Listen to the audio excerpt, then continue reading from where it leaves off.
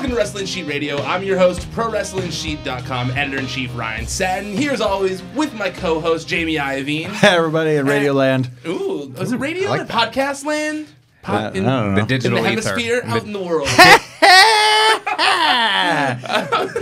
Wayne's World 2? No? No, I got that's a reference I did get right there.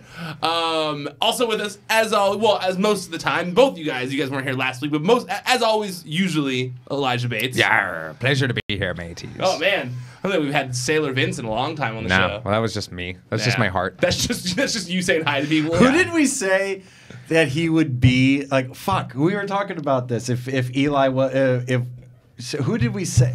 This is blanking me right now. Hold on. Who would I be as an old man or as a wrestler? No, or? it was like a movie or something. Hold on. When we said he would be not Grandpa Joe, he'd be he would be Grandpa Joe, not Charlie, not Willy Wonka. No, I would definitely be Grandpa Joe. No, it wasn't that. I'll look for it, but keep going with the intro. Yeah. Well, like I said, these guys were not here last week. Last week we had Rachel and Roka on the show stepping in. Seemed like it was a good show. Very well received. Oh yeah, it's if Eli was in the Home Alone, he would be this guy. Yes. Oh yeah, the grandfather. He would be the guy with the old shovel. man. Yes. Yeah. Yes. The guy with the shovel in Home Alone. Yeah. I'm cool with that. Okay, sorry, that was driving me That nuts. guy looks very Daniel Plainview-esque. I'm cool with that. That was driving me nuts. I like that Eli doesn't realize that if he's typing on my computer like text messages, that it's not going to go through to my phone. So he was having a conversation on my own computer with himself. Yeah, it was great fun. You called me handsome. I didn't even know you were. That's why I was like, I wonder if Eli's here yet. I didn't see him because you're sitting there typing yourself. Yeah. Oh, okay. Sorry. I was like, that. how can I sabotage Satin's career? And then I realized, oh wait, he's my friend. Hey, I wanted to bring this up because I thought about it before when on the drive here. So I'm going to see Disturbed tomorrow, and I'm really hyped about that. That's tomorrow? Yeah. You love Disturbed. I certainly do. It's one of those weird Jamie facts you wouldn't expect. Yeah, nobody really, like, whenever people hear that I love Disturbed, they're like, what? Yeah, Like, I remember when you said that, I was very confused. And I was just thinking. Have you hit up for the Limp Bizkit tickets yet? Have I what? Have you hit them up about the Limp Bizkit show yet? Well, I just have to hit up Fred. Okay, all right. It's all good. right. We're good. All right, man. all right, as long as we're good. Is that Uncle Fred? I believe that's Uncle Fred.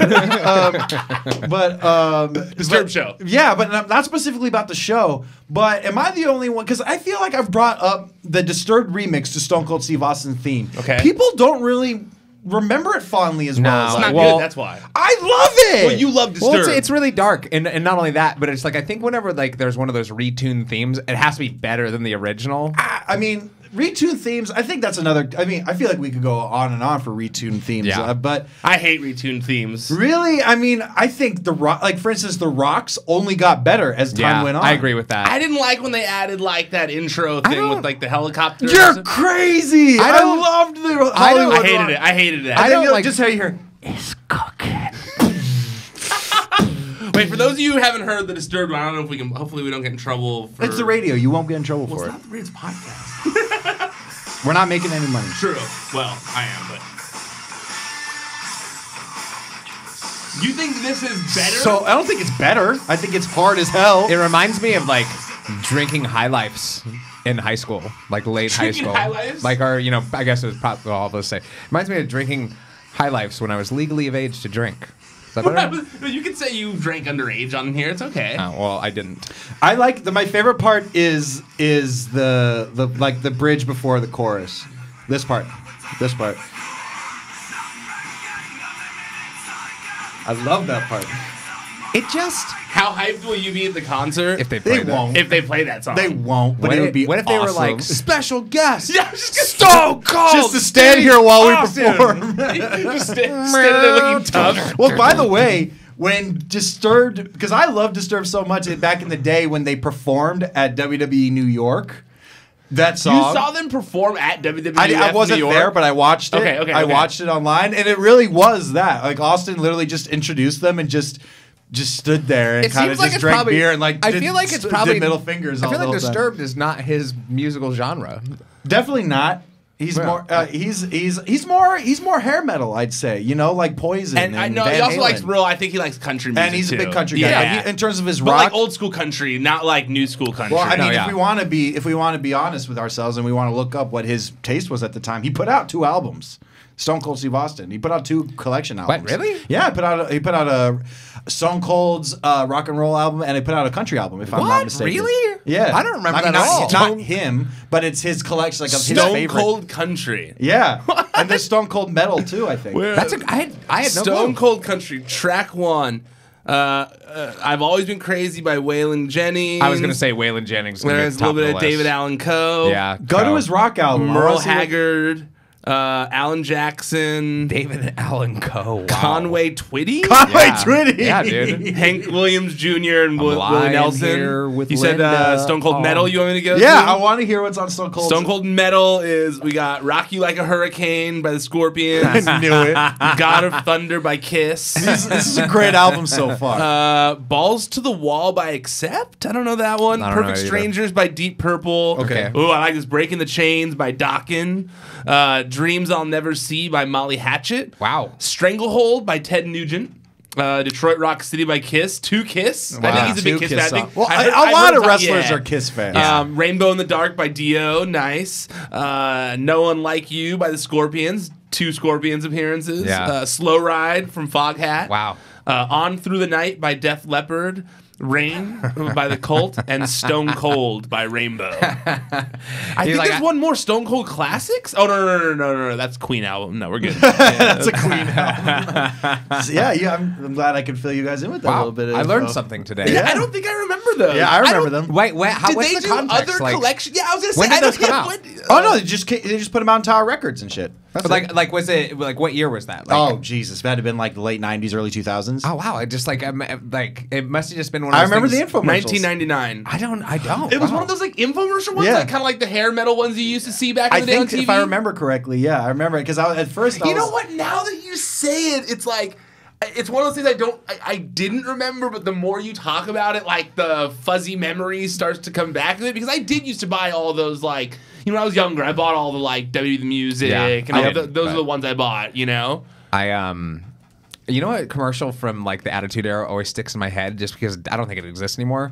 Do you guys remember Stacker 2? Yeah, of Yeah, course. of course. Like, And Stacker 2 does exist still. By the Oh, way. I had no clue. But I like, don't think it's called Stacker there was 2. Stacker 2 and Lugs had Lugs commercials was there. all the time. in the JVC Kaboom Box was always a sponsor. 100 Collect. beefy. I mean, yeah, Chef Boyardee. Chef Boyardee. Oh yeah, and the 100 Collect too. Oh, yeah. I always wanted that boom box. It looks so fucking They cool. did. It did. looked cool. It looked just You like didn't ever get it? I never got a JVC. It looked like it had all sorts of things that you could turn, like hidden Yeah. compartments would open up. Yeah, it looked rad. I remember Yeah, that. it probably wasn't. Boomboxes were cool when we were kids. There was cool boomboxes around. Like Well, people would carry them on You're their gonna laugh shoulders. at why I never got a Kaboom box. Why? It's because my dad thought the sound was shitty. he was like, because you know, my dad's is an audio guy. I Like, like that Jamie remembers not getting that. because you need a better one. I mean, he's not wrong. You don't need sneakers, you need speakers. Yeah, pretty much. And, like, cause he saw it, cause he heard it. And he was like, "Oh, the Sony one is better." But I was like, "It doesn't look like that one, though." But this one looks cool. Looks like Yeah. something you'd win on Legend of the Hidden Temple. It Jamie really remembers does. the one thing he didn't get. Like, I wanted that speaker. You know, I've watched a couple episodes of the updated. My dad Double. was very controlling. He you didn't let me be Blade for Halloween. You know, like I feel like when like the original Double Dare was on, like everything would be stuff like that. You know, Yeah. it'd be like, you want a JVC Kaboom box, an RC Pro Am racer, and now you watch it and like I think kids don't want any of that stuff anymore. It's the best are when they go on like cruises. The kids the parents are like, "Cool, I guess you want a trip for us." I wanted Space Camp. Well, the things that was always a gift. Space Camp. It still is. It still is. I watched when I was with my nieces recently. I watched the new They Double Dare. still give away They still trips to give that Space away? Camp. It was a- I also always wanted that trip. You know what? When I was a kid, and our listeners are not getting any wrestling, It's but okay. or whatever. When I was a kid, we were doing one of those overnight field trips to. I was like, yeah, we're going to Astro Camp, and I thought that was the same thing. It is not the same thing. What's Astro Camp? Astro Camp is a lot. They're like, you're going to more- learn how to make AstroTurf. No, it's more science. Yeah. Like no simulators. No putting on the spacesuit. No, it's just No. like math. See, I wanted Space Camp. It's just math. I literally thought at Space Camp for like the first few years when I knew it was a thing that you went to space. I actually Like, also, it made it look I'll like be it. honest with you, as a child, I also thought That's that. before I realized that space launches cost billions of dollars, obviously. No, as a child, I also thought Space Camp like ended with like a space exploration because in the commercial, Yeah, you in like that upside thing, down. you're Yeah. In the movie upside down. Space Camp, they go to space. Okay, let's talk about the biggest news of the week. Obviously, it's everything to do with All Elite Wrestling. Yeah. I got a lot of shit this week from people that were like, "Oh, covered it too much." I get the flack because like people do want a diversity of content. The problem is like this is a huge story. It's a huge story. You say that, but this is like it's not like the coverage hasn't been dominated by one company for freaking my whole life. No. So especially the whole time of the site. So I thought people would be like, "Cool." He's finally doing a bunch of non-WWE coverage, and instead it's like, "Hey, where's the WWE coverage?" And I'm Yeah. like, "These are WWE Hey, what people." do you expect? I don't. You're still looking to try to appease everybody No, in the I'm internet? not. No, What no. do you want from no, me, but you'd be people? shocked. You guys would be shocked at how many people asked me if I was on the payroll of All Elite I saw Wrestling, it. or like, it was a lot. It was much more than I Trust expected. me, I only check my Twitter now to see people talking trash to you. It brings me great joy. Apologies, you're my friend, but it does really yeah, because I'm like he's letting this bother him so much right now. I can't Yeah. wait to read more. I feel like I've gotten a lot better at it, You got better. You still got some kinks to work out. but you're- I've made some progress, right? You know, it's kind of like you have made a lot of progress, and I'm proud of you for I it. hope I made some progress. Yeah. But yeah, so the big news of the week was this rally for All Elite Wrestling. You know what? You know what? People were, and I'm not here to say that I was, because I wasn't. I wasn't expecting this huge like, oh, we're going to announce every roster member today. Yeah. I didn't expect that. People were a little like, this doesn't feel like $1 million promotion. And to be honest, I mean, other than the fact that it was in front of said stadium that the guy owns, it was in a parking lot. It wasn't a parking lot. And I mean, Which just surprised me because they felt like it could have been inside. It could have of been the stadium, inside, you think? and they could have. It's just that and this may not have been their intention. They may not have given a shit how big the crowd was. I have no idea, but the way that they programmed it and the way it flowed was very. It didn't seem like, and this is no knock on them because I have no idea what their intentions were at this press conference, Yeah. other than just announcing a few of the talent and where it's gonna and like their intentions and stuff, which is fine. I think it was also a little bit of a sticking the flag in the ground kind Yeah, of which thing. is cool. But if they really wanted to, I mean, a lot of people were kind of disappointed that they didn't put their best foot forward because I mean, to be honest, they didn't. The press conference was on a really weird time of day and a really weird time of the week. It was in the middle of the day on a Tuesday, which is if you're going to get Well, a big, for us, but not on the other side of the country. still on a weekday. I mean, yeah, okay, it was 2:00 for us. Still 5:00. That's still right at cutoff time for Fair. work. You know. Yeah. And they had it outside, which, you know, no matter how big the crowd is, when it's outside at a big open space, it's going to look small. Totally. Especially if you do it above Well, the shot, above the crowd shot like they did. I mean, obviously, I think the key reason that they did it outside is obviously just for safety precautions and everything like that. I think it was also because of the fireworks at the end. Yeah. I think they Yeah. wanted that shot of the fireworks at the Yeah, end. you know, I didn't expect anything from it, so I didn't either. That's why I wasn't like people like when people were like voicing their disappointment with it. I was like, I wasn't really expecting anything crazy. I was expecting like, and we're starting tomorrow. You know, like I didn't. You were sitting there about like, "F you, Vince. We're no, doing this I was now." just like, okay, here they are. They're gonna take their pictures. It's for the press. They're gonna have like it's. I wasn't expecting Well, Shane McMahon to show up on the Titantron and just be like, I now own AEW. To speak to what you just said about the press thing, though, I do think that's why they did it at the time they did it, because I think that it gives them enough time to go to their publications. Well, and also, whatnot. if it had been later at night, like after SmackDown, let's say, you'd run the risk of a lot of people not being at work at the time, so they wouldn't cover it, so it would get less coverage. Yeah. But also, I think it was important to dominate the news day before SmackDown, like before the whole day. I know, I they get why dominated the internet that day. And no, they should have had it, and it was good for what it was. Yeah. And they made some cool announcements. They had some funny bits. You know, like I think the pyro was set up way too close to the talent. It like was, 'cause it was too smoky when they like were even a trying to few of them were like, "Oh shit!" Like, you could even see like Brandy like. This was a little close. Yeah. I was trying to take screen grabs. I had to like wait until the smoke would clear because you couldn't see the people. And Yeah. but I think it was fun. It was a good little rally. People got to take pictures, and I'm sure everybody there. I'm sure everybody there had a fun time. I'm sure it was fun seeing everybody. They got to do a meet and greet afterwards. I'm sure it was a fun little after party. And it did what it was supposed to, which was, build add-on and more hype. Here we are here. This is going to happen. I think the reason why people were a little more disappointed with it was we weren't given much more than we already have. More just confirmation of things. More so we knew. just confirmation. I think, the only real shock was, because even when I was even talking to Chris Jericho about when I texted him afterwards, I was like, congrats, man, that's dope. And he said, thanks, man, did you expect it? And I said, I expected you to have a sort of involvement in AEW, come and go like you do in New Japan. But in terms of you signing a full contract with them, that was a surprise. Yeah, that was 100%. That was a big surprise. I said, that you got people. I said, I told them people probably weren't surprised that you were there. But, this is the first full-time contract you've signed in, 12 years or so? That's a Long big deal. time. And he's been a WWE guy. And he's he even left in WCW. multiple. He left the alternative to come to WWE. Yeah, And in multiple interviews, he says, "I'm never going to work for anybody other than Vince." It was his and I'm not going to knock him proclamation. for that because you can't read the future. But Yeah. No, but he talked about it a little bit. I think he on Busted Open Radio about how things are changing. Yeah. But okay. With the Chris Jericho thing. I agree with you. I don't think I expected him to sign a full-time deal like he did with them. But I do think him being there was a huge deal for them. I think that they needed that one name. I fully agree with that. Yeah. Because one of the things that I always think, I mean, this is no discredit to the Bucks, to Cody, or anything like that. But there's a very insular community that adores, kind of that aspect of independent wrestling, of that kind of that collection of wrestlers. And I think Chris Jericho being there did kind of break outside of there, as did what's his face, Pac being there. That's a pretty big deal. why was Pac the only one in gear? That honestly killed me. When he showed up, I was like, first off, it's got to be freezing. Yeah. Oh yeah. Hey, I hope that he goes everywhere in his gear now. They're like, he's in the airport and he's in his gear. I don't know what to do. It must have been hell getting those boots off before going through airport security. Yeah, I was.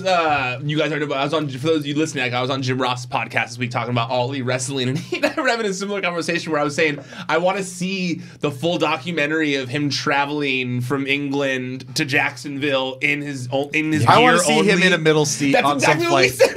We posted the same thing, just him looking all angry, sitting between two, holding onto his belt, all angry. I don't want, but it'd be even better if he had no baggage, nothing, just the ticket. Just No, but I like him carrying his belt at all times because he's the champion, so he's got the champion. But he doesn't have any pockets, so he has the ticket. He's holding it. Do you want a drink? And he just can't because he's got the two things in his hands. Not today. Not today. Straw.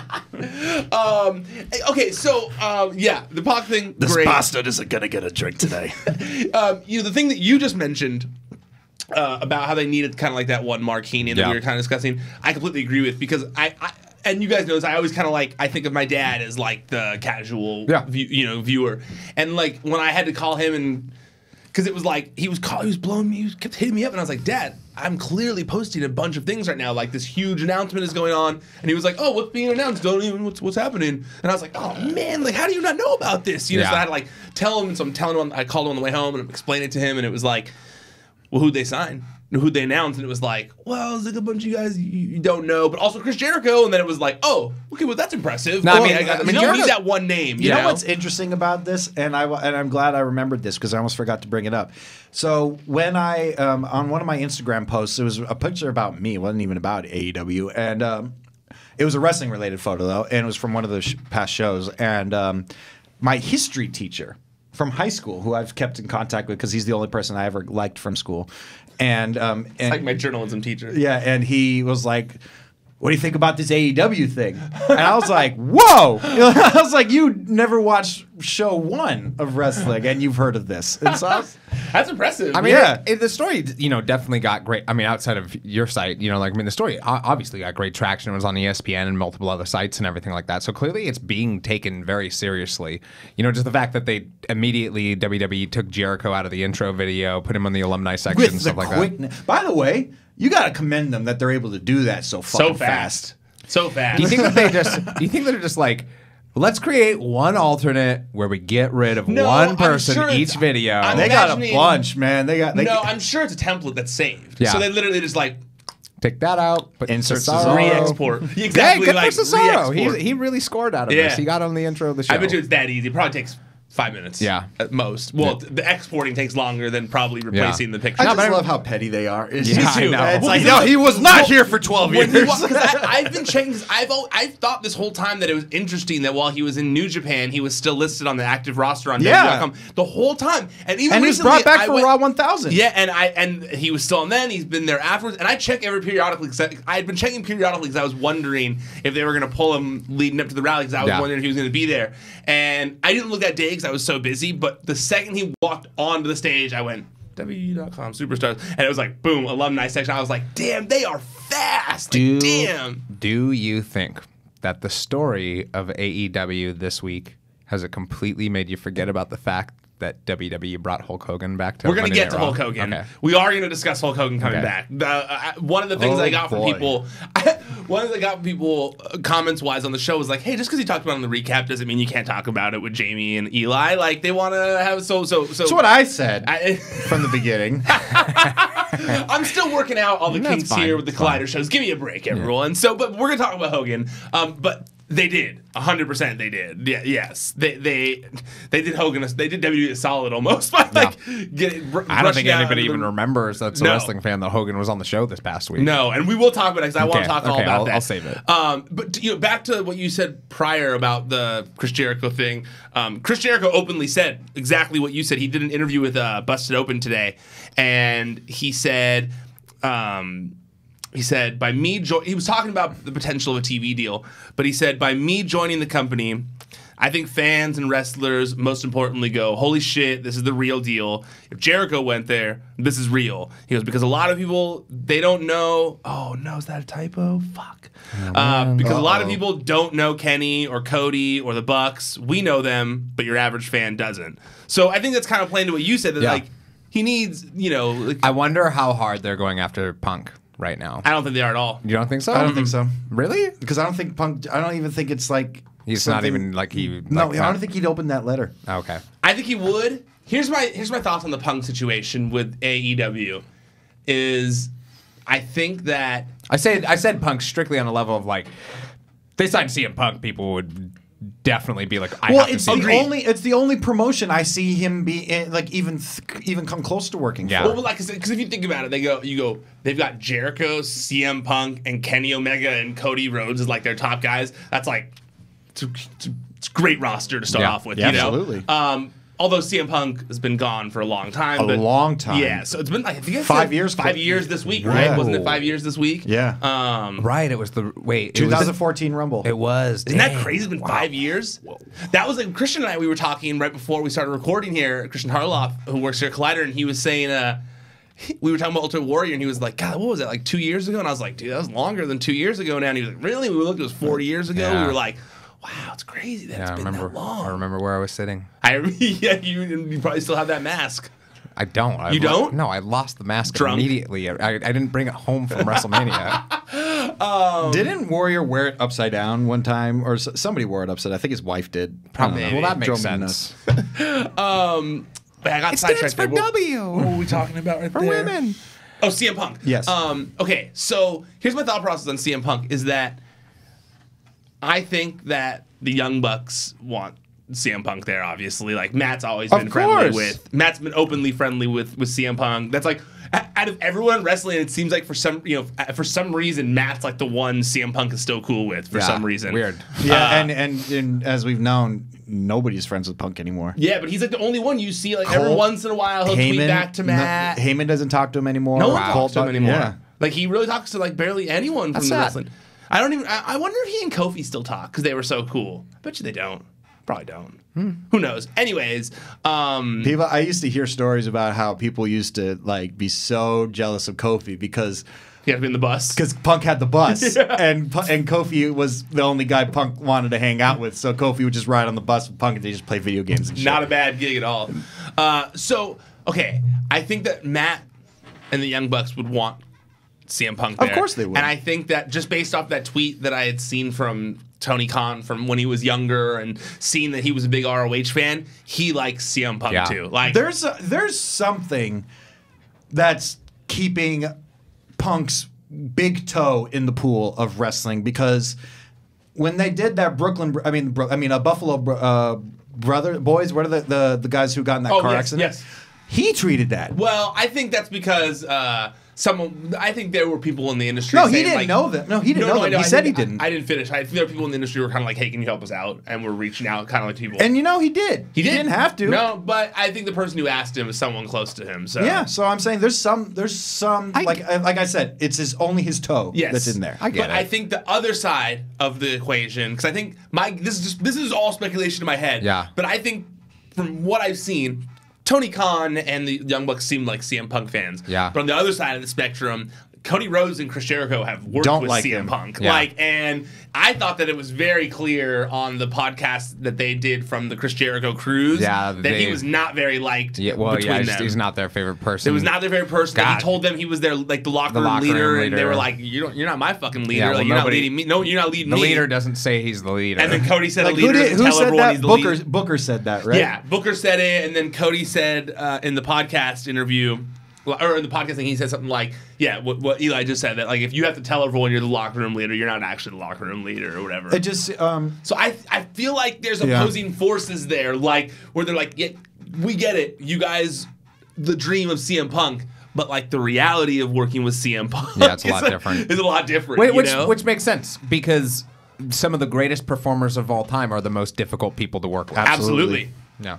Yeah. So I think the company would have to get to a different place in order for that to happen. God, don't you hope they bring Ryback in though? I do. I really do. But too. then But you see the tweet he posted about how he's like he can't wrestle right now. Yeah, he's like still fixing himself. Yeah. Yeah, he's still fixing himself. He's in the process of rejuvenating Drive a himself. dump truck full of money to that guy's house. Get him in the ring. But Get him back. Get him back in the ring. Like, Dynamite Kid that guy. Get him in the ring. you guys didn't see all the shit. Okay, so for those of you watching, I knew Ryback was going to be a hot take the minute I suggested it. When I was putting that list together, I texted Jamie and Eli and Kevin, and I said, by the way, everybody who's giving Ryan shit for Ryback, it was my idea. So direct it all towards me. Like, I texted them like, "Hey, what do you guys think? You know, any idea, any suggestions?" And Jamie literally like instant response, Ryback, and I was like, I would love Ryback. I miss Ryback. I loved Ryback. I will die on that hill. And that's the combo we had in the text message group after. I will were all die like, on that hill. Yeah, Ryback, of course.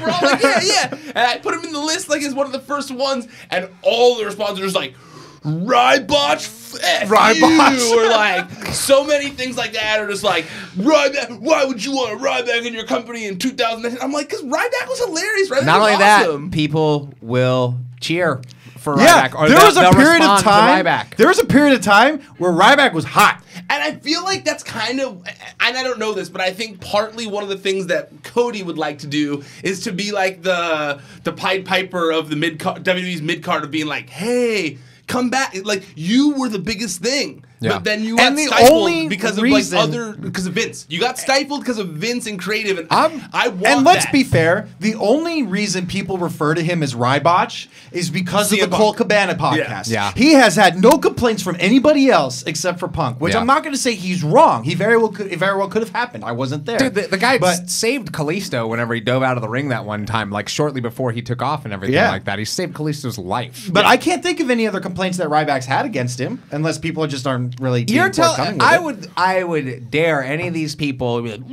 Ryback, you idiot.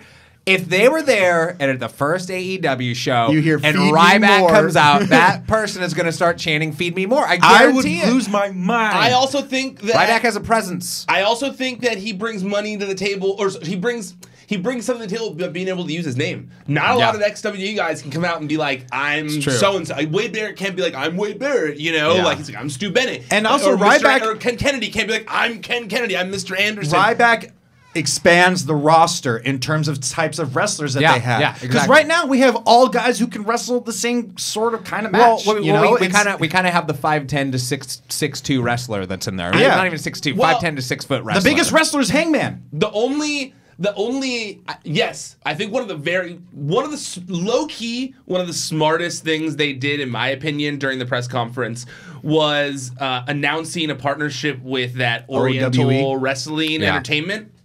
Did either of you guys, besides that clip Kevin texted, go look them up at all? I know of them because I think that's the company that works with Championship the United Network, because they do a lot of shows with them. No, I don't think. No, it's not the same company. No, it's not. Because these guys, just from knowing Dave's not going to want to work with these guys. I could be wrong. I shouldn't say that. But these guys are very quick, like, from what they said it was like Cirque du Soleil meets wrestling. Yeah, when I was watching it, it's very like high-paced, fast-paced, high intensity, like, but it's also really colorful. Like, the guys are very, like, to me, it was very reminiscent of the Luchador, like the Luchadors being part of the Cruiserweight division on WCW back in the day. But they went a little bit smaller, which was smart because it makes them all seem bigger if, like, the Cruiserweight guys are still smaller than them, which I thought that was fucking genius in my opinion. But I went and watched it. It is really cool. Like, to be, if you could, like, have American commentary over that, and kind of like make hype up some of those characters. Like, there's a crazy monk. There's all these, like, fun characters. I think it could be cool. In regard to AEW, I know obviously one of the big ticket news stories right now is them getting a TV deal. Yes. Apart from the TV deal, because I mainly was focusing on the big hits, the wrestlers they announced and stuff like that. And I didn't listen to every single thing that was said at the press conference. Did they say anything about touring and about house shows and things like that? Right. They did a post. They did a. They didn't say media anything. Scrum afterwards. Okay. And with the press, that wasn't part of it. And we posted the video. I posted all the videos on the site, so if you guys want to check them out, don't listen to Jamie over here. Well, I'm saying they did it at the press conference. They didn't do it at the rally. They did it at the press conference afterwards. That wasn't in front of everybody, and they did talk about some of these things. First, the reason they said that they didn't announce everything during the press conference is because they wanted to end with Jericho giving them the rub. They felt like that was the big newsworthy moment. They wanted to end the show with the big thing of, like, Jericho left. Jericho's now with us. AEW is Jericho. Like, they felt like that was the big announcement they wanted to end on. So they didn't want to, and so that was why they didn't announce everything. As far as touring, yes, they want to tour. Matt and I believe Tony. And I think Cody for a minute talked about how they intend to be. They would like to be a touring brand. Yeah. They did not announce anything concrete yet. Yeah.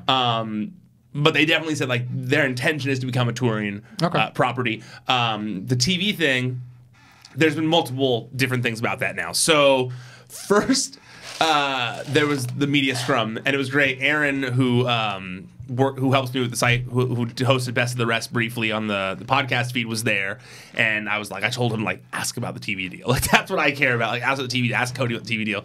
So he asked Cody about the TV deal, and it was great. It was Cody and Brandy, and Cody's like, I'll let Brandy take over, and she gave, like, a very corporate speak of, like, she is the brand ambassador. Yes. So she gave a very brand ambassador-y corporate speak of, like, well, we're going to have information forthcoming, but, like, we can't talk about it at this point in time. And, like, while she's giving the corporate speak, Cody's just standing there next to her, like winking to the camera, and he's like the whole time. It's the best. The video's hilarious because he's just sitting there, like, repeatedly winking in the camera, and then he, like, says something else. Like, he gives a little bit of a corporate speak, and then he's like, but remember, I was winking that whole time. so clearly, like, there's something going on, right? And then Tony Khan did an interview with the president of AEW, Tony Khan. He did an interview with X-Pac yesterday. He was on X-Pac's podcast, which I listened to.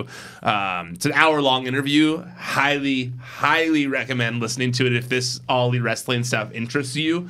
It's X-Pac's. It's called X-Pac 12360 is his podcast. And, dude, from listening to this interview, it's very, very clear that Tony Khan is one of us. Yeah. Like, it is so evident from listening to it. He talks about, like, I feel like you guys would be best friends. Like, if the two of you ever met, he talks about, like, going to ECW as a kid, like, and, like, it's clear this guy's, like, been tape trading since he was a kid. Yeah. Like, he's, like, super fan. Like, he's super, super fan. Like, it's not like, oh, like, casual watcher. He's like, no, this is what I did when I came home. Like, when I came home from school, I watched wrestling. When I came home from work, even now, I watch wrestling. That's what I do. What was his previous role? So it's still his job. He is I'm pulling it up. Like He's the co-president? owner he's co-owner of the Jaguars, but he also is like the director of football for Fulham FC. But at the Jaguars, he heads the football analytics department, and so he tracks like stats and kind of like helps with all that kind of thing, which is partly what he is saying he wants to, which is why he's going to kind of like. Why they want to make wins and losses more important. Partly why it's like a thing because he's a statistician. Like he likes that kind of stuff, and he's like, no, wins and losses matter. So wins and losses are going to matter in all elite wrestling. Like you're going to move up the card or you're going to move down the card based on whether you win or lose. It's not this 50-50 stuff where everyone's in the middle. You're going to go up or you're going to go down. Yeah. So the interview though with him, he straight up confirmed that he's been talking to people who want to do a TV deal with the company, and that he said there's a number of interested parties, basically saying there's a number of networks that are interested, but that he's signed NDAs, and so he can't come out and say it yet, but that there's a number of interested parties. And then he like went into like because Xbox is like, hey, TV deal. He's like, I can't say NDAs, and Xbox like, well, would it be safe to say people are interested? And he goes, yeah, number of interested parties, all that kind of stuff. And then he goes into like a full like thing where you're like, oh man, it was almost honestly reminded me of like a Paul Heyman. Like you hear of like those Paul Heyman speeches back in the day where he kind of like rallied people together backstage. So he was like, I like this as your rally. That's when you rally people together. We're going to do this. It's like when you're like doing a rousing cheer and just singing in a bar. I think I'm like used to musicals as a kid. So what if the guys are like, why I oughta, and the girls are like, let's go shopping. You can talk, but you gotta know the territory. Like that's what they do in those kind of plays. Why I oughta, why I oughta. But he said, what's what he said? He said, let's go shopping. So he said, it's not Christmas anymore. I don't know if we could do that reference. So he said, there's interested parties, a number of interested parties. It's going to be great for everybody. Like I said, I want it to be great for the fans. And I want every week, I want people to be excited about this week, about what this week is going to bring in wrestling. Whether you're a kid in school or you're at work and you want something to look forward to at night, I want it to be a big part of everyone's week. I think for the talent, I just think this is a great opportunity for everybody to create something. Like I said, a golden age. He said, for a lot of the talent, I've always heard the story that in WCW that people had said, this is the golden age. Specifically that Eric Bischoff said that to the talent. Hey, this is the golden age. Enjoy it while it lasts. And they said, well, you know what? It didn't last. And I think that we can create it and it can be sustainable and we can build something that doesn't have to ever die. It can live forever because I know the wrestling community will never die. As long as the planet is spinning, there's going to be people watching wrestling and people that are passionate about it. That's cool. So, like, he's very passionate about wrestling. Yeah. He really likes wrestling. He believes in it. And I can I tell you what my biggest takeaway? Yes. I'm sorry, I misphrased that. One thing that stood out greatly to me, and I'm kind of like, I'm gonna be really interested to see how that works. Is when they said wins and losses matter. Yeah. So this is why don't leave drinks in here. They're not supposed to leave drinks, but they did. That's not my fault. But when they said wins and losses don't matter, so say you're an MJF, right? Yep. And you think, and it's like your fifth match in, in the fifth match in the company, and then they tell you, and you've been winning, and then they tell you you're going to lose today. Doesn't that make you feel like, what did I do wrong? Because then I think it's more along the lines of like not in a real sense. Like I think that's scripted. Yes, that's true. But scripted. But as you know, scripted. Even if somebody is placed scripted champion, it does affect the person. Okay, fair enough. That intrigued me as well too, just because I think we'd all agree. I think we would all agree that the idea of wrestling as tracked like a competition is something we all like. We like when it feels like an athletic competition, when you don't know who's going to win and such. But I'm with you too. It's just like, well, I understand the statistics behind it. So my curiosity is like, okay, then are they going to hire some lesser named people straight up to be more jobbery people? Or is that what that? Here's the quote. Here's the quote. He says, pro wrestling hasn't been taken seriously as the true athletic competition it is. In other sports, wins and losses matter, and I feel like wins and losses are a huge part of the equation. I really want a win and a loss to be taken seriously, and the win-loss component should be a huge part of the competition to build up to the championship. Something we will take very, very seriously. In my background in sports, I'm a huge believer in statistics, and I think that's one area where in wrestling we've seen some cool stuff get over. And he talked about like the Goldberg streak and stuff like that. And then he said, to me, I think there's real opportunities to do some interesting things just in terms of building up athletes the way UFC has as legitimate competition. Yeah. Okay. I don't know if Are you bothered more now by this? Yeah, even more. Now I can see your face now look that more he's bothered by comparing it. it to UFC, I'm like, but it's not. But see, I think it's more so that, yes, I mean, they're scripting it. So, but more so like the importance of winning and losing. Because yes, like when you lose in a UFC fight, you go down the card a little bit. Like you're less important. I kind of see. Yeah, but that's because you legitimately lost. Yeah, like yeah, but why does that matter? Well, because somebody isn't going to want to sign on to lose. Every that's what I'm wrestler saying. signs on to lose. Yeah, but Well, because wins and losses don't matter right now. Well, wins and losses were always supposed to matter in wrestling. They Well, don't. That's why back you're in thinking- I feel back like in you're the day, thinking with WWE glasses on, because back in the day, wins and losses did matter. and they bitched and moaned every time they were made to lose. yeah, but that's the wrestling business. Well, that's what Jamie's saying though, is that are people It's going to cause issues. But that's always been wrestling. Even now, with wins and losses not mattering. I people- don't care the about wins criticism- and losses unless a championship is involved. But don't you care less about? Okay, yes. the criticism I Wait, think real has fast, real fast, because you said that. But don't you think that you can't build up credible opponents for the title if wins and losses don't matter? Because that's the problem with me, is that a lot of times they go like, here, you get a title match. And I go, well, why do I care about that title match? You literally just handed it to the guy. But then there's I say saying wins and losses matter is too broad of a label. Similar to the equal pay thing that was kind of confusing it's to too people. broad. It's too broad. I agree with that, because the simple fact of the matter is that when you start doing the math, you're like, well, how is this going to add up for people? Anybody. For anybody who's not on the winning end. Because somebody has to lose. Somebody has to have a losing record. Yeah. too. That's why I was saying, like, are they going to hire people to be straight up jobbers or just to have a losing And then if you're streak? going to go up to a talent and be like, listen, for these next few months, you're going to be ranked 3 out of like 50. They're going to be like, no, I don't want to do that. It's going to Yeah. make me look terrible. Yeah.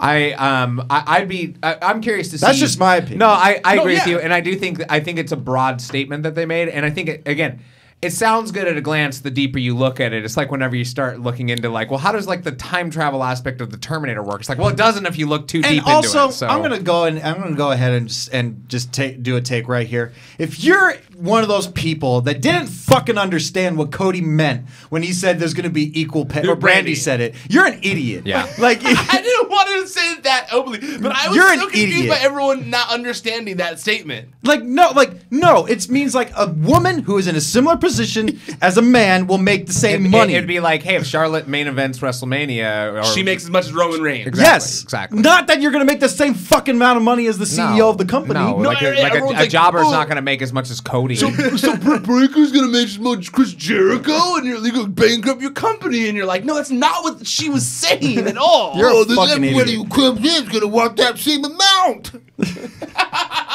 No, like I mean that was I mean I'm more with Jamie on like the wins and losses aspect than I am on the equal pay. Equal pay, that's pretty simple. All you have to do is think about it. I was very logically, confused by and you'll that get too. it. I was like, why is everyone so confused with that statement? Everyone was like, what? And what was interesting about that aspect of the press conference as well was like, was that aspect just really intended for wrestlers and other organizations? Because like fans, Some of that stuff was kind of inside, because yeah. fans don't really. I mean, I don't get me wrong. I want wrestlers to have health insurance. Do I really care that much? Not really. I don't got an iron in that fire. It's not affecting my health, so I don't really care deep down. Maybe on a surface level, I might say that I do, but I don't.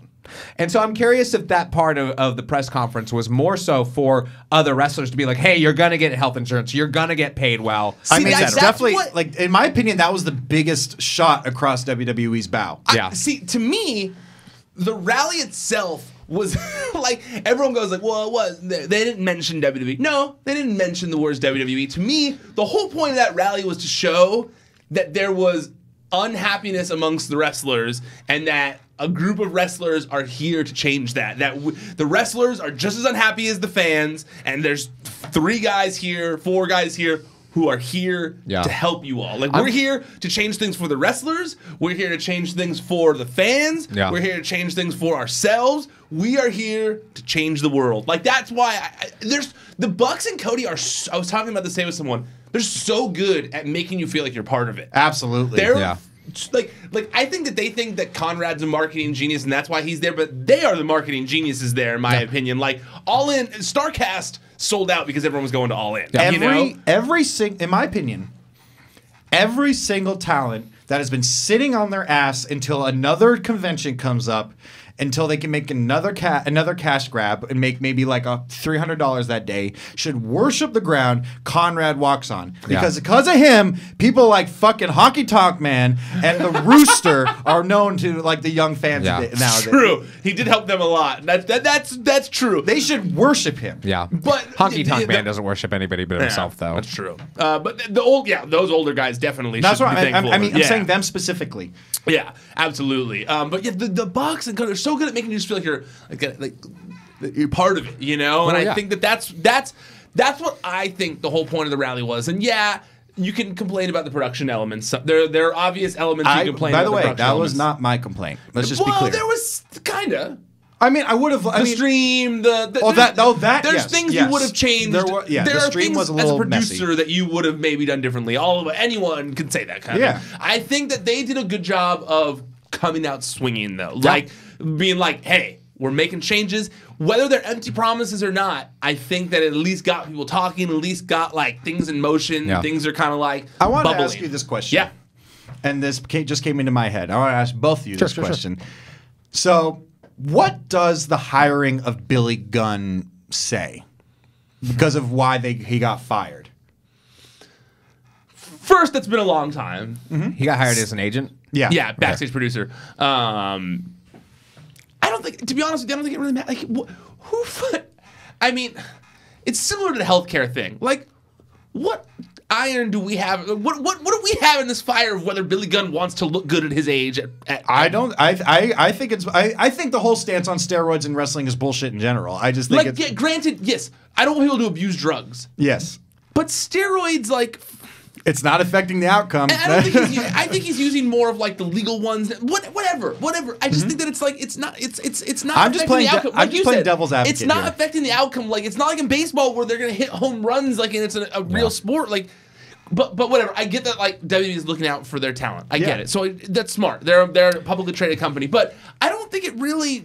In my opinion, I don't think it really sends any kind of message other than it just me. I'm being devil's advocate. I don't think it's a bad thing. I think the only message it sends is like hey, head of creative on Smackdown is Road Dogg, head of our creative is Billy Gunn. New Age Outlaws are against each other in the war. That is. I never really thought about that. I didn't think about that at all. That's one. That's partly what I think. And two was he's great. He's awesome. Well, he loves wrestling. He loves wrestling. He loves He's a legend in wrestling. And by the way, they have, even though Jericho's careers and Billy Gunn's careers are very different.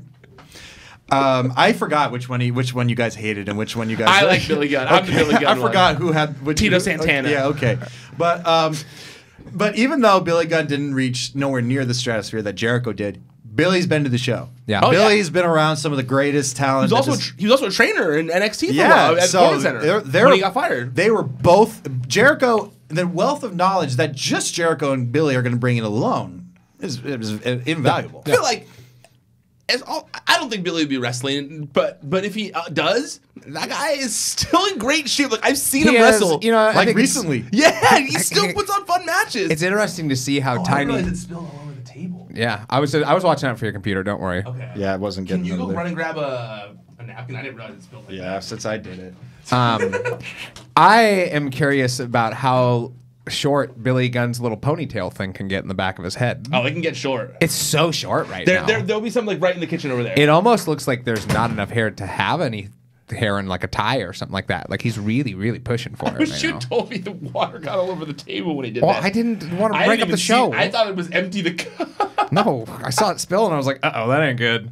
And I was just like, just make sure Ryan's computer, as long as Ryan's computer doesn't get touched, it's fine. And it was fine. I saw you move the computer a hot second ago. I was like, okay, he's got his eye on it. No, I didn't at all. I made a mess. I don't know if that's going to be enough napkins. That'll be enough. Yeah, just a little bit. Brushing off the table.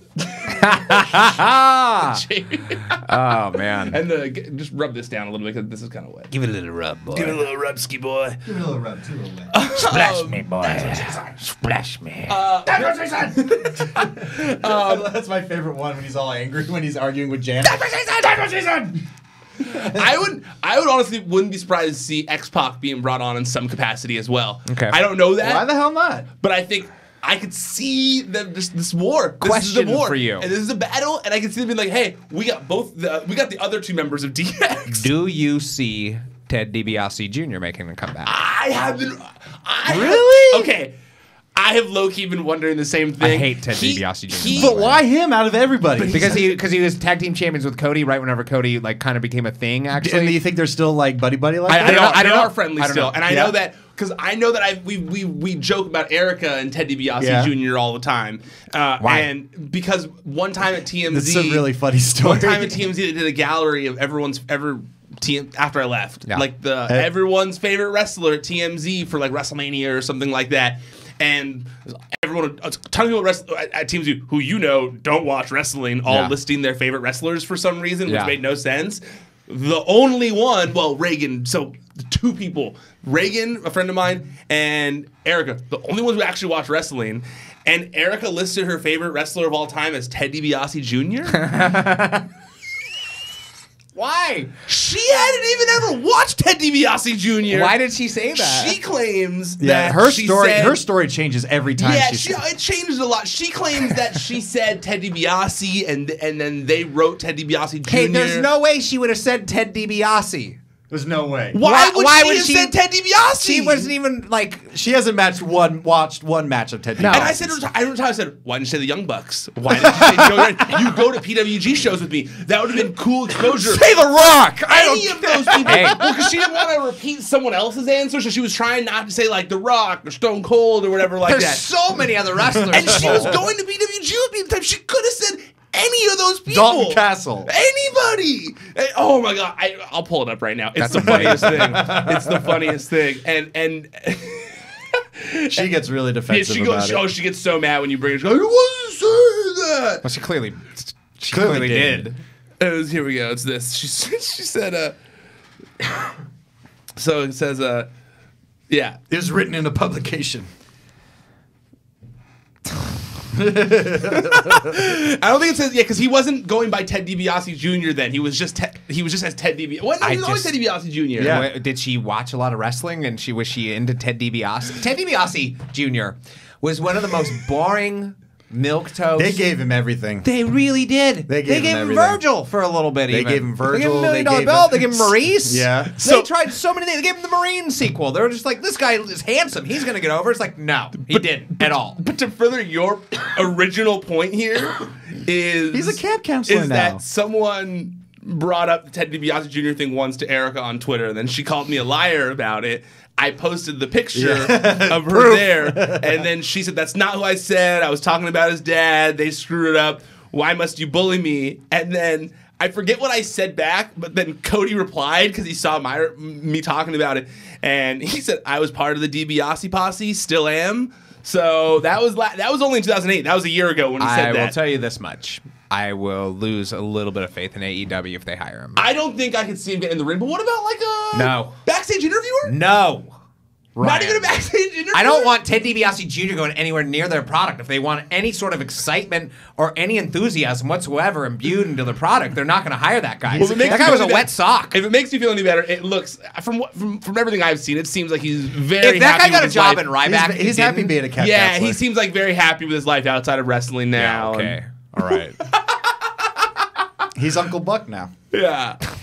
But Uncle Bucks. But I had wondered that. I could see them finding something for him to do there, even if it's backstage, behind the scenes, something like that, because he grew up in the industry too. I've been wondering the same thing if he was going to get involved at all. No, I don't want it. But I do think Ty Dillinger and Tyler Breeze will be the two first.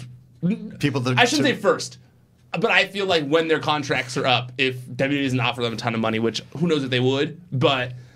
They might just to be dicks. Yeah. Just to They be dicks have to the All money, Elite too. Wrestling. But I think that those two seem like they're very close with Cody, so I can see those two being ones that are interested. Victor and Connor. Are they close to Cody? Well, they were part of the Stardust thing. They were. I forgot about that. They may have become What were they friends. called? What was that whole The Triad? No. Cosmic something. It was Cosmic Wasteland. something. It was the Cosmic Wasteland. That was it. I can't believe I pulled that That out. was good. That was good. It was the Cosmic. That's By good the teamwork way, there, everybody. that was some of the more fun things I got to work on. Was because I got to do some of the shoots with Cody and the Ascension. Those were fun. Yeah. Like he was just going he was like, even though sometimes Cody has depending on the time of day that you talk to Cody, he either likes or dislikes Stardust. I've always been a Stardust fan. I liked it. I think if they really gave it a shot and really pushed it, I think it could have worked. Yeah, it got lame quickly because they just lost interest. They lost interest. Yeah. It wasn't for the lack of trying. But I liked when he was like, when he first started, when he was doing they would do the promos like with the globe that with electricity, go, ooh, and he would like touch it, like that shit was great. Or when he went off on Dusty, or even like how they used to stand up on on the wall. You know, I like that when he would like during his entrance, he would go on the barricade. Yeah, I like that. And I loved his theme song. Me too. Yeah.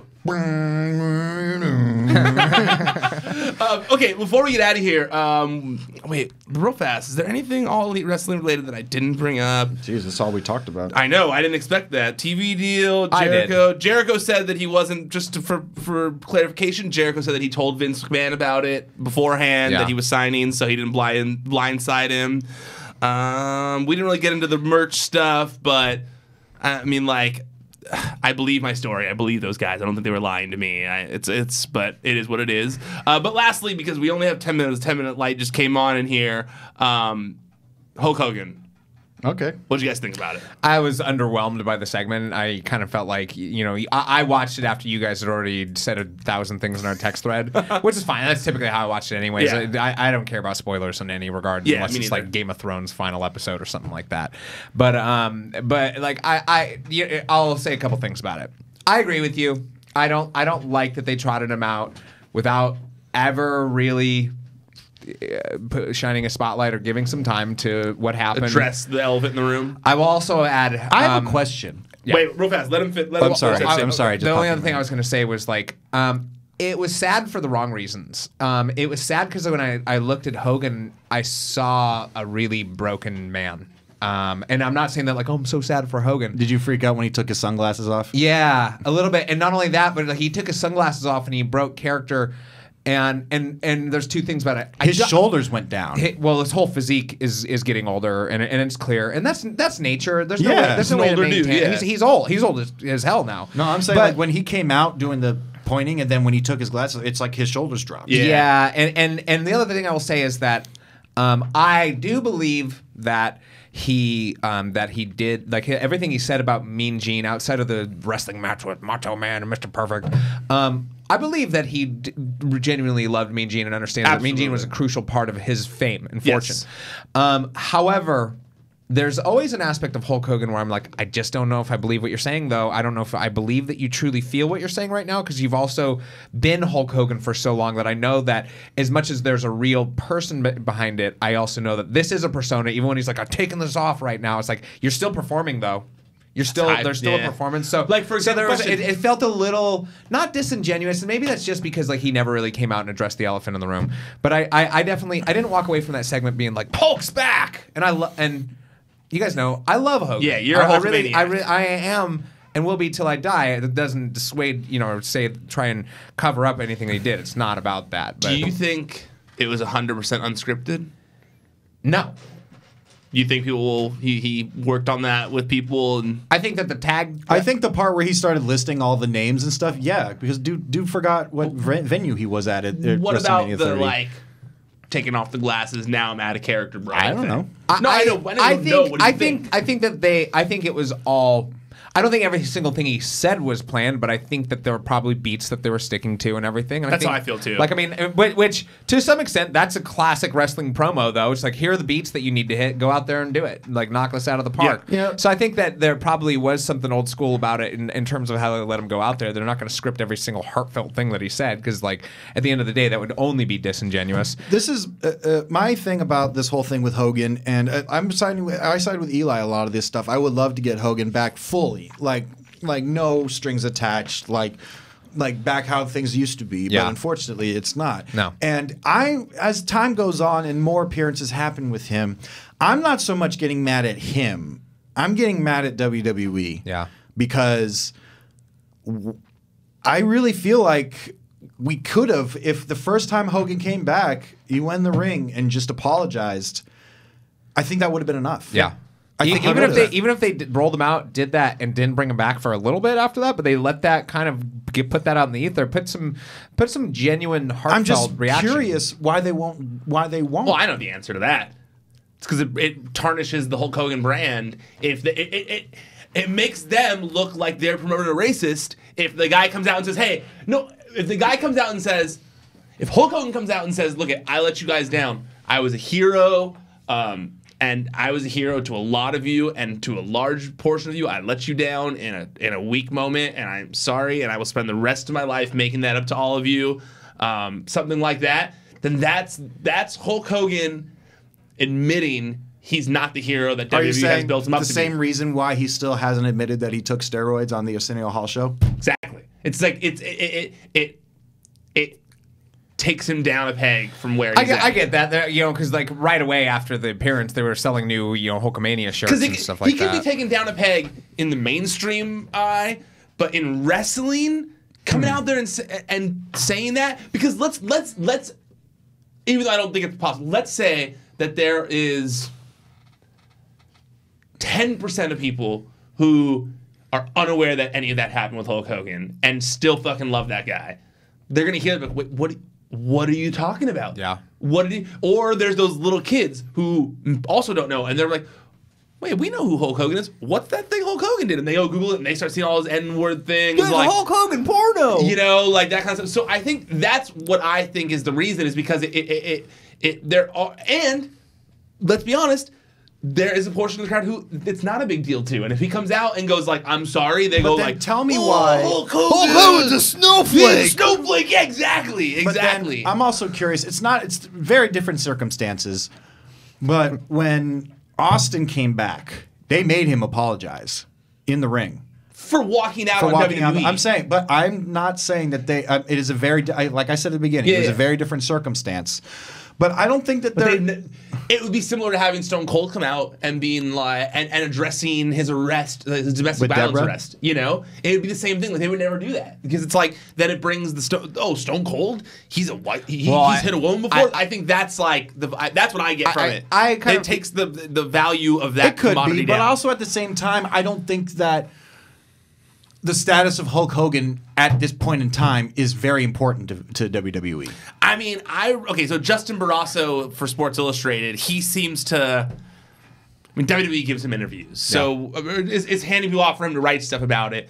So sometimes I feel like it's a little bit of a PR vehicle for them, a little bit sometimes, Sports Illustrated. And in the article, it was like, Vince, people backstage feel as though like Vince McMahon. It was something along the lines of like Vince McMahon feels like the WWE is complete when Hulk Hogan is part of the company. Which I thought it was a weird thing to say, but I could see that being Vince's mindset. No, I get it. If you look at, take the Walt Disney Company for instance. Before Walt Disney created Mickey Mouse, there was Oswald the Lucky Rabbit, and Oswald was not a part of the Walt Disney Company for a long time. But then they welcomed back in the fold after they made that deal with Al Michaels and Monday Night Football and everything like that. So I think that there is probably Oswald said some weird things about Jewish people.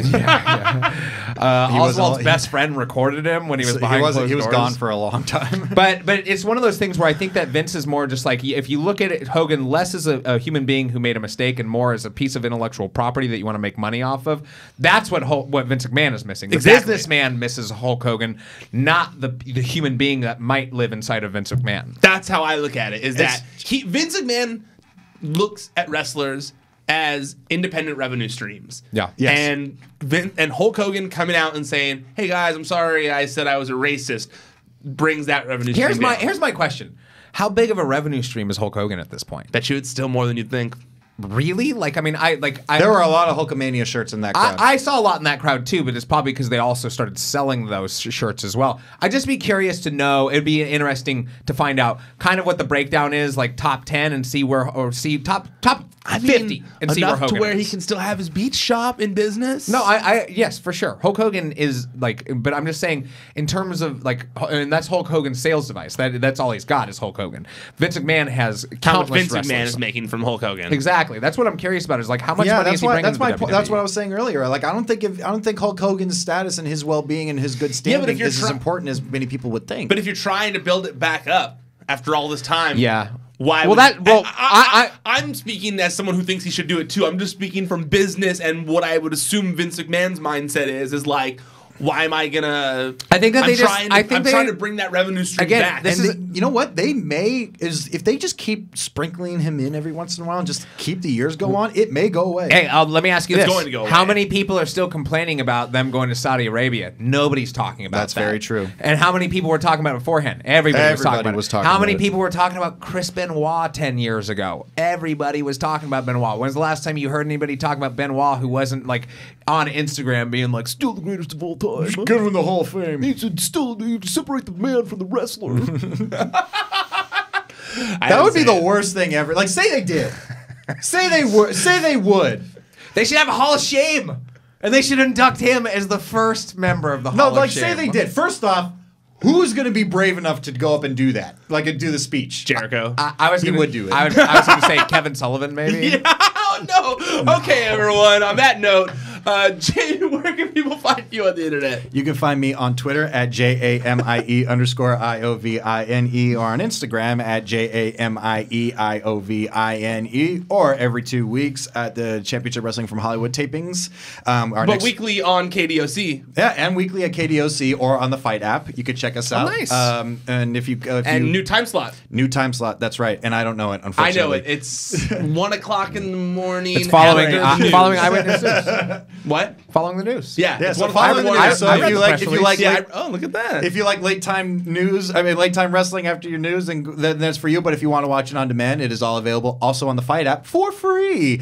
And also, if you want to follow all the network drops, all the exclusive products coming up, follow NTWRK. That's pretty much it. What about you, Eli? Twitter, at Elijah Bates. Instagram, at Brindlebeard. That was riveting. Sorry, I was reading my text message real fast. What do you want me to say? You can find me. I'm at Ryan Satin on social media, at Wrestling Sheet for the website. ProWrestlingSheet.com is where you can find all the stories, all the latest updates on everything going on. And follow us. Got a little sidetracked my own thing there. That last text message I got, I was reading, threw my mind off. Erica sending boobs.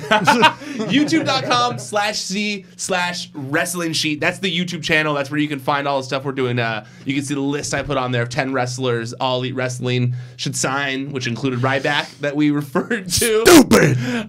You can find the press conference interviews that I was referring to as well that took place after the All Elite Wrestling rally. You can find the Raw and SmackDown recaps that we do every week here with myself and John Roca. You can find a bunch of other stuff on there as well. So make sure you subscribe. If you're watching already on there, hello. Hi, thank you for watching this way. I appreciate it. But please, if you're not subscribed already, do it. The subscribe button is down there. It helps me out a lot. It helps keeps the light on. Lights, there's not one light. Lights, plural, on here. So please go subscribe there. Leave a comment.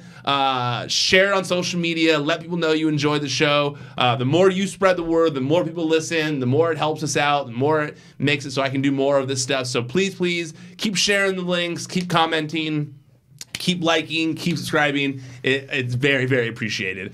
Okay, that's it. We're done. Officially tapping out. Until next time, stay out of the dirt and keep your eye on the sheet.